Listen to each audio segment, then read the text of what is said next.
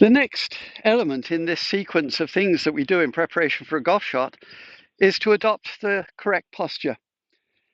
Now, most people walk around in a symmetrical fashion. Certainly all the workouts that you do are symmetrical. And so the spine is vertical, shoulders level, and the arms look like mirror images of each other. That's great for a game similar to golf called croquet, where you're hitting a ball to a target with a mallet. But golf is not a symmetrical game. We're pulling the arms and club from right to left at arm's length. The right elbow is bent, pushing, the left one is straight, pulling. There are many differences. And so the asymmetry of golf is a critical element to take into account when you're preparing your posture. Here's how.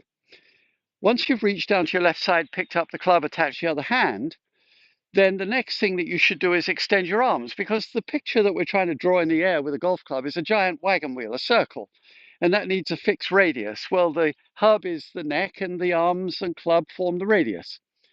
So the left arm particularly is going to be modified. It naturally hangs, as does the other one, with the elbow looking somewhat past our hips. But with the left arm, it's very important to do what I call bias by rotating the arm so that the elbow is looking out at the target. It's actually the shoulder that you're changing. The elbow is just an indicator. So your elbow is pointing out to the target, and your left shoulder, as a consequence, is higher and possibly slightly more forward. And you'll notice that your body is now tilted slightly to the right. That puts your head, a lovely old expression, behind the ball, a little ambiguous, but that means tilted slightly to the right.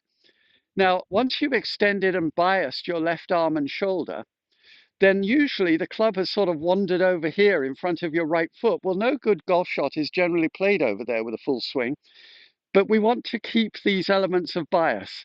It's very easy when we see the club over here and say, well, let's put it where the ball would be, that you completely undo what we've already accomplished. So once you've got the bias correct with the left arm and the club has wandered over here, use your wrists, and it will take some training to relocate the club, what I call rectify it, so that it's by an imaginary ball, which would be slightly left of center with many of the clubs. So you pick it up, extend and bias, and then rectify. And only then do you look at the club. And if it happens to be misaligned because of just the vagaries of this process, then that's when you just relax your grip and slightly twiddle it around your fingers to get it right.